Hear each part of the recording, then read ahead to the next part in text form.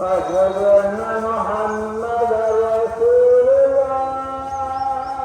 Hello guys, তোমরা সকলে কেমন আছো? আশা করি তোমরা সকলে ভালো আছো। সো তোমাদের সবাইকে ওয়েলকাম জানাচ্ছি আপন ফ্যামিলি ব্লগ ইউটিউব চ্যানেলে। তো বন্ধুরা, আজকে আমি তোমাদের সামনে নতুন আরেকটি ভিডিও নিয়ে হাজির হলাম। তো বন্ধুরা, আজকে আমি এবং আমার মামা মিলে বেরিয়েছি গ্রাম দেখার উদ্দেশ্যে। তো শুনতে পেলাম সামনে কোথায় নাকি সূর্যমুখী ফুলের গাছ রয়েছে, তো আমরা যাচ্ছি সেখানে। তো তোমরা দেখতে থাকো সম্পূর্ণ ভিডিওটি। আর হ্যাঁ, তোমরা যারা এখন আমাদের চ্যানেলকে সাবস্ক্রাইব করনি, তারা অবশ্যই চ্যানেলকে সাবস্ক্রাইব করে পাশে থাকা বেল আইকনে ক্লিক করে দিবে। তো গাইস, তোমরা দেখতে পাচ্ছ এখন আমি এবং আমার মামা মিলে এই গ্রামের রাস্তায় হাঁটতেছি। আর এদিকে দেখতে পাচ্ছ কি সুন্দর অসাধারণ ভিউ বিকেলবেলা। তো আমাদেরকে তাড়াতাড়ি যেতে হবে সেখানে, না হলে আমরা কিন্তু সুন্দর যে বিকেলের যে সূর্যমুখী ফুলগুলো দেখতে কত না সুন্দর হয়, আমরা কিন্তু সেটা উপভোগ করতে পারবো না। তো তোমরা দেখে থাকো সম্পূর্ণ ভিডিওটি। সো হ্যালো গাইস, আমরা এখন চলে আসলাম সূর্যমুখী ফুল দেখার জন্য। তো তোমাদেরকে প্রথমেই বলেছিলাম যে আজকে আমরা একটু অন্য কিছু দেখতে যাচ্ছি। তো ফাইনালি আমরা চলে আসছি সূর্যমুখী ফুল দেখার জন্য। তো মামা, সূর্যমুখী ফুল দেখে তোমার কিরকম লাগতেছে বলো? সূর্যমুখী ফুল মানে আমি কি বলবো, যে এখানে দেখার মতো অনেক কিছু আছে। যেমন বাস্তবে ফুল দেখা আর ফটোতে ফুল দেখার মধ্যে অনেক তফাৎ। বিশেষ করে ফুলগুলো দেখেন, সূর্য যখন আলো পড়ে ঠিক তখনই কিন্তু এগুলো উজ্জ্বল হয়ে ওঠে। যখন আলোটা ডিপলি হয়ে যায় তখন কিন্তু আর থাকে না, ফুলের এই উজ্জ্বলতা প্রকাশ পায় না। হ্যাঁ। কিন্তু এখানে আমি আসার পর একটা জিনিস খেয়াল করলাম, যেটা আমার মানে চোখে বেশি বাজতেছে। তো দেখুন, এই যে এই ফুলটা কিরকম আর এই ফুলটা কিরকম। তো মানে পাশাপাশি গাছ, হ্যাঁ দেখেন এই যে পাশাপাশি গাছ, কিন্তু তারপরও এই ফুলটার ডিজাইন একরকম আর এই ফুলের ডিজাইন অন্যরকম। গাইস, আমাদের এখন ফুল দেখা শেষ। তো আমরা যাচ্ছি আরো কিছু ভিডিও ক্লিপ নেওয়ার জন্য। কিন্তু ভাই, আমি এখন যে রাস্তাটাতে আছি, এই রাস্তাটা মনে করেন যে আমাদের এলাকার মধ্যে সবচেয়ে বেশি ভালো লাগে এই রাস্তাটার মধ্যে। কারণ এখানে গাড়ি চালায় মজা, হাঁটি মজা, আপনি যেটা করেন না কেন মজা হবে। দেখেন একটু ভিউটা, কত সুন্দর জায়গা। তো এখানে আপনি মনে করেন যে বিকেলবেলায় যেমন এই টাইমে আমি আর মামা আসছি ঘোরার জন্য। তো আপনি এরকম বন্ধু বান্ধব নিয়ে আসলেও মানে কোনো সমস্যা নেই। হ্যাঁ, ওয়েদারটা কিন্তু অনেক ভালো। তো গাইজ, আমরা এখন চলে আসছি তার সাইডের আরেকটি রাস্তায়। তো আমরা এতক্ষণ ধরে এই রাস্তাটার কথা বলতেছিলাম। তো এর পাশে যে রাস্তাটা আছে, আমরা এখন ওই রাস্তাতে আসছি। তো এখানে আমার মামার কিছু ভিডিও শ্যুট করব, তারপরে দেখাচ্ছি তোমাদেরকে রাস্তাটা কীরকম। তো গাইজ, এতক্ষণ আমরা এই রাস্তাটাতে ছিলাম। এটা মানে পাশের থেকে দেখলে কিন্তু অতটা সুন্দর লাগে না, কিন্তু যখন আমরা এই রাস্তাটার মাঝখানে ছিলাম তখন কিন্তু অনেক সুন্দর লাগছে। এর সাইডের রাস্তাটা দেখুন কতই না সুন্দর। তো মামা বলেন, এতদিন তো আমরা তো বাড়িতে ছিলাম, এখন আজকে একটু মন মতন করে ঘুরতে পারতেছি বিকালবেলা। আপনিও বাড়িতে আসার পরে বিভিন্ন কাজে ব্যস্ত ছিলেন, তো আপনার কাছে এখন কিরকম লাগতেছে? মূলত হচ্ছে গিয়ে গ্রামের যে মনোরম পরিবেশ, যারা গ্রামে থাকেন, হ্যাঁ অ্যাকচুয়ালি তারা বলতে পারবেন। বিশেষ করে যে দুপাশে জমির মাঝখানে যে আইল থাকে, যেটাকে গ্রামের ভাষায় আইল বলে, এখান দিয়ে হাঁটার যে ফিলিংস, এটা আপনি শহরে পাবেন না। শহরে শুধু ঘেয়ে গেছে আর কিছুই নেই। তো দেন আপনারা যারা গ্রামে আসেন, ঈদ বিশেষ করে দুইটার সময় আমরা সময় পাই, সেটা হচ্ছে কোরবানি ঈদ আর হচ্ছে রমজান ঈদ। এই দুই ঈদে কিন্তু আমরা সময় পাই, এই ব্যতীত কোনো সময় নেই। তবে গ্রামে আসলে সবচেয়ে শান্তির জিনিস হচ্ছে শান্তিমতো ঘুমানো যায়। আর এই মেঠো পথে কী বলবো ভাই, মেঠো পথে হাঁটতে যে মজা আছে, যা একমাত্র যারা হাঁটে তারাই জানে। তো যারা গ্রামে আসেন নাই, শহরে থাকেন, গ্রামে আসতে পারেন। গ্রামের দেখার মতো এবং থাকার মতো বহু ভালো ভালো জায়গা আছে।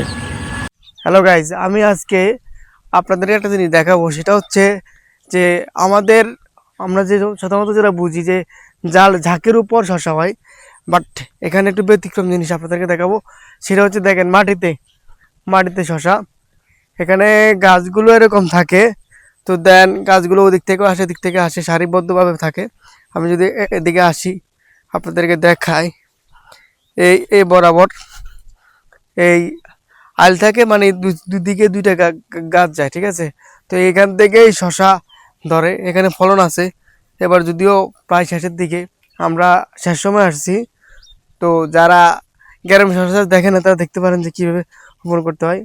মাঝখানে আবার ভুট্টা গাছ, একের ভিতর দুই আর কি।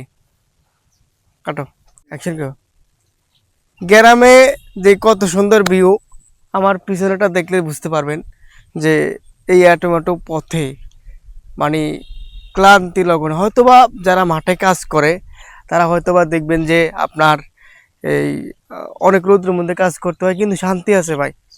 এই যে মেঘলা আকাশ, হয়তো বৃষ্টি আসবে ভাব, বৃষ্টি আসবে না।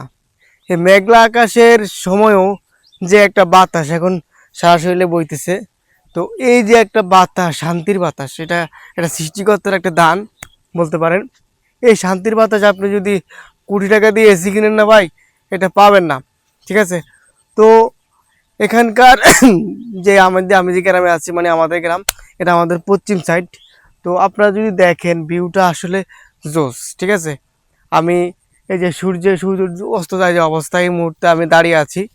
তো এখানে সূর্যের যে মাঝখানে যে রেশিওটা দেখতেছেন, মানে মেঘের মাঝখানে যে সূর্যের একটা ভিউ, এটা কিন্তু আমি শহরে দেখতে পাবেন না।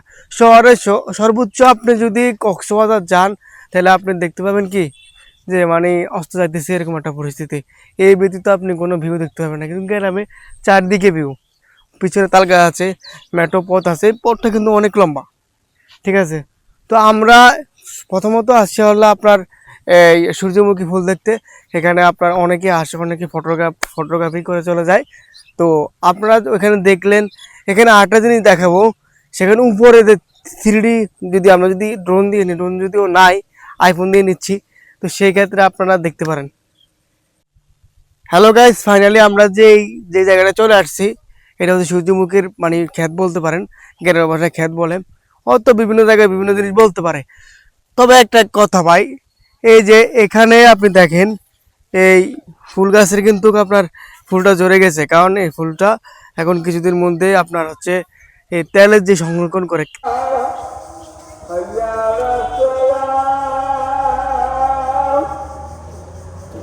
গাইজ দেখেন, আমরা ফুল দেখতে এসে একটা মানে প্রাকৃতিক যে মধু আহরণ করে সেটা কিন্তু দেখতে পাচ্ছি। এই যে দেখেন যে মধু আহরণ করতেছে সূর্যমুখী ফুল থেকে, এটা আসলে অসাধারণ একটা ভিউ। এই ভিউর কিন্তু আমরা আশা করি নাই। তো জাস্ট দেখেন যে এখান থেকে কীভাবে নিচ্ছে। এই যে আপনার মধুপোকের কিন্তু মাথায় কিন্তু একটা মুখে যে সুচালু থাকে, সেটা কিন্তু দেখেন ফুলের রেণুতে ছিদ্রটা ভরে দেয়, তারপর সেখান থেকে মধুর আহরণ করে। সে কিন্তু অর্ধেক হলুদ হয়ে গেছে, হলুদ মানে সূর্যমুখী ফুলটা তো হলুদ, সেও মানে মধু আহরণ করতে করতে আপনার মুখটা হলুদ হয়ে গেছে। তো আমি যদি দেখাই, এদিকে আসো, তুমি এদিকে দেখো, এখানে আমি বলবো যে বিনা পয়সায় এরকম একটা ভিউ, প্রাকৃতিক ভিউর মতো।